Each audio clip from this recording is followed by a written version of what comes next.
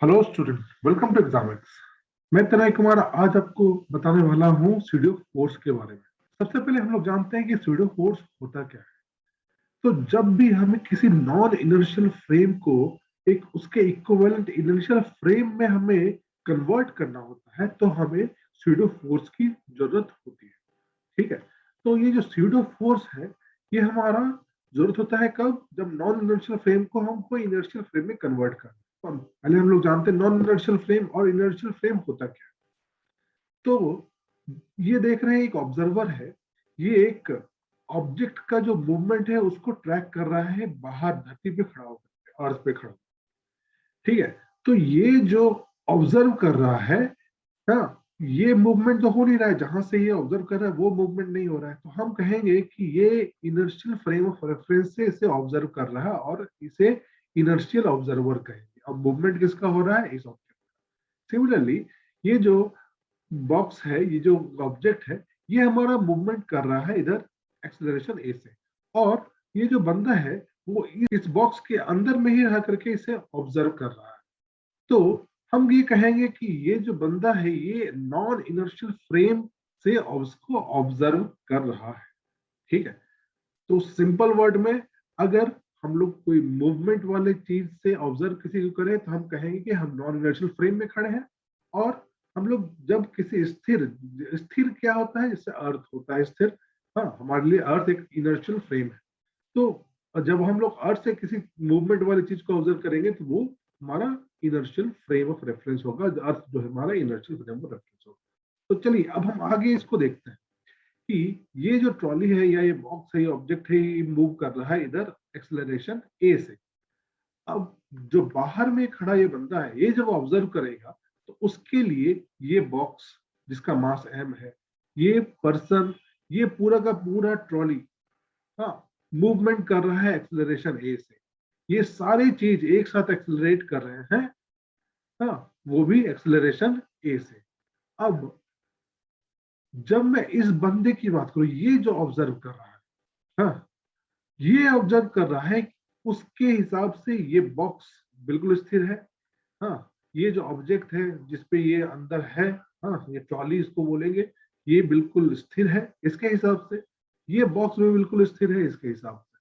तो अब दोनों के रेफरेंस में, दोनों बंदे के रेफरेंस में हम एक फ्री बॉडी डायग्राम बनाते हैं। ठीक है। इसको सबसे पहले हम लोग लेते हैं, ये बॉक्स हम लोग कंसिडर करेंगे, इस बॉक्स का हम लोग फ्री बॉडी डायग्राम बनाएंगे। हाँ, तो इस बॉक्स का फ्री बॉडी डायग्राम, एक राइट साइड एम ए हमारा मूवमेंट हो रहा है क्योंकि एक्सेलरेशन हमारा एम ए है, तो इस डायरेक्शन में हमारा जाएगा। दूसरा एम जी जो ग्रेविटेशनल फोर्स के थ्रू होता है, और ये जो प्लेयर है इसको ऊपर की तरफ एक फोर्स लगाएगा, नॉर्मल फोर्स। अब इस बंदे के हिसाब से mg और नॉर्मल एक दूसरे को कैंसिल करेंगे, और इस वजह से जो ये बॉडी है, ये जो बॉक्स है, ये ऊपर या नीचे मूव नहीं कर रहा है। ठीक है। अब एम ए, ये एक फोर्स इसका राइट साइड में लग रहा है, और ऑब्वियसली ये देख पा रहा है कि ये पूरा बॉक्स जो है, हाँ, इस ट्रॉली के साथ में एक्सेलरेशन ए के साथ हमारा मूव कर रहा है इस डायरेक्शन में, तो फाइनली ये इस डायरेक्शन में मूव। अब हमें देखना है कि इस बंदे के रिस्पेक्ट में, ये जो बंदा ए है, ये मेरा ए के रिस्पेक्ट में फ्री बॉडी डायग्राम है। अब ये बंदा बी, हाँ, इसके रिस्पेक्ट में जो फ्री बॉडी डायग्राम होगा हम लोग उसको बनाते हैं। तो जितने फोर्स अभी लग रहे हैं वो तो लगेंगे इस पे, एम ए, ये नॉर्मल, और ये एम जी। अब इसके हिसाब से बॉक्स मूव कर रहा है क्या? बिल्कुल मूव नहीं कर रहा। इसके हिसाब से बॉक्स बॉक्स बिल्कुल मूव नहीं कर रहा। लेकिन मैं इस फ्री बॉडी डायग्राम के हिसाब से तो ये लगा पाऊंगा कि बॉक्स जो है इस डायरेक्शन मूव कर रहे हैं, क्योंकि इस फोर्स को न्यूट्रलाइज करने वाला कोई फोर्स है ही नहीं। तो इसके हिसाब से ये इधर मूव करना चाहिए, लेकिन मूव कर रहा है क्या? नहीं कर रहा है।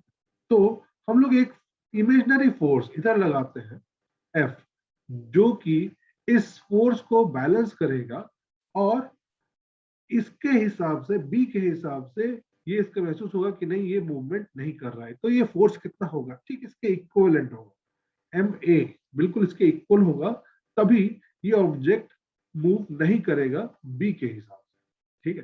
तो ये जो फोर्स है यही हमारा स्यूडो फोर्स है, क्योंकि ये बंदा खड़ा है नॉन इनर्शियल फ्रेम में, इनर्शियल फ्रेम में, और ये बंदा खड़ा है इनर्शियल फ्रेम में।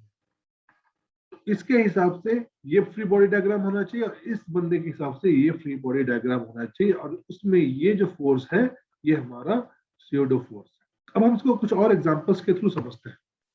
अब ये जो ट्रॉली है इसमें एक हैंगिंग बॉल है, ओके। और ये जो बॉल है ये पूरा ट्रॉली मूव कर रहा है एक्सेलरेशन a0 से। तो अगर इसका मास हम बोलेंगे स्मॉल m है, हाँ, तो इसका एक मास mg इधर हो जाएगा, फिर इधर एक टेंशन जाएगा इसका, हाँ, एक इधर मूव करेगा ma0। लेकिन अगर कोई बंदा इसको यहां से ऑब्जर्व कर रहा है, हाँ, तो ऑब्वियसली एक स्यूडो फोर्स ma0 हमारा इस डायरेक्शन में भी लगेगा, ताकि इसके हिसाब से ये मूवमेंट तो हो नहीं रहा है, कोई बाहर खड़ा है उसके हिसाब से तो मूवमेंट करेगा। जब ये यहां से देखेगा उसके हिसाब से पूरा ट्रॉली के हिसाब से ये बॉल भी आपका मूवमेंट हो रहा है, लेकिन जो अंदर खड़ा है उसके लिए ये मूवमेंट नहीं हो रहा है, तो वहां पे हमें एक स्यूडो फोर्स की जरूरत होती है। मेरे ख्याल से ये स्यूडो फोर्स आपको बिल्कुल क्लियर हो गया होगा, लेकिन फिर भी अगर कुछ डाउट रह गया हो तो आप मुझे कमेंट सेक्शन में इससे रिलेटेड क्वेश्चन पूछ सकते हैं। अगर ये वीडियो आपको अच्छा लगा हो तो इस चैनल को सब्सक्राइब करें, और ये वीडियो अपने दोस्तों के साथ जरूर शेयर करें।